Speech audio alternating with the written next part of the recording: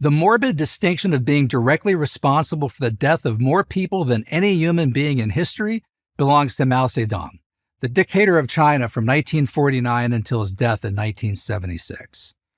Born on December 26, 1893, Mao was the son of a prosperous farmer who had lifted himself from poverty.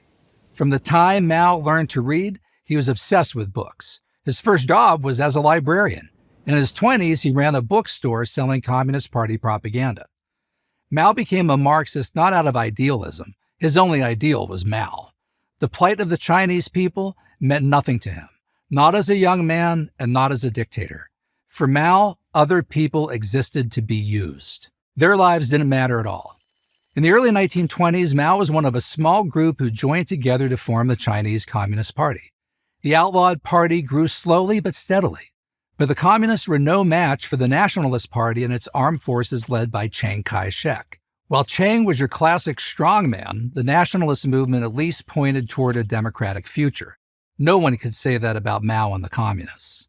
By 1934, Chiang had Mao on the ropes. Mao escaped by virtue of his now mythical Long March, the year-long 6,000-mile trek in which his force of 100,000 followers was reduced to a mere 8,000. Mao's troops may have suffered every imaginable hardship, but Mao himself barely marched anywhere. Instead, he was carried on a litter, a portable couch, held up by a cadre of servants. Even though only a remnant survived, it proved to be enough to keep the communist cause going.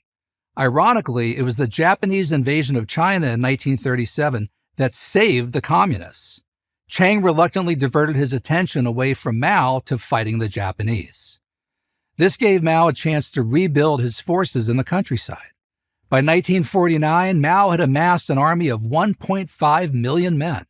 That was more than enough to defeat Chiang and establish himself as the absolute ruler of all of China. 500 million people, a fifth of the world's population, were thrust into one vast ideological laboratory. In rural areas, families were herded into collective farms. They no longer would work for themselves. They would work for the government. This was as true for women as it was for men. In a perverse way, Mao believed in the equality of the sexes. If men could do back-breaking labor in the fields and factories, why couldn't women? Of course, there was no real equality in China for anyone, male or female, and no chance of improving one's condition. If you were assigned to a village, you had to stay in that village. If you were assigned to a city, you had to stay in that city. Whatever job the party gave you, that was your job. You couldn't say, I would rather be a teacher than a farmer. Well, you could say it, but if you did, you'd be shot.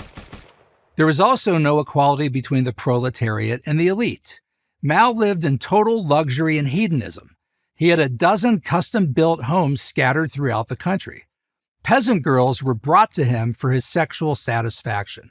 Mao refused to bathe, brush his teeth, and had chronic venereal disease. He ate whatever his heart desired, meat, vegetables, and pastries. Meanwhile, peasants starved in mud huts. Why couldn't the peasants feed themselves like they had for centuries? The truth was they could. Mao was exporting food all through this period.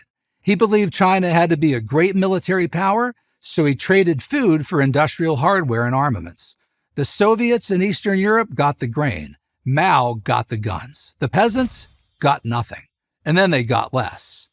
From 1958 to 1962, during the Great Leap Forward, Mao pushed the peasants even harder. Their suffering is impossible to describe.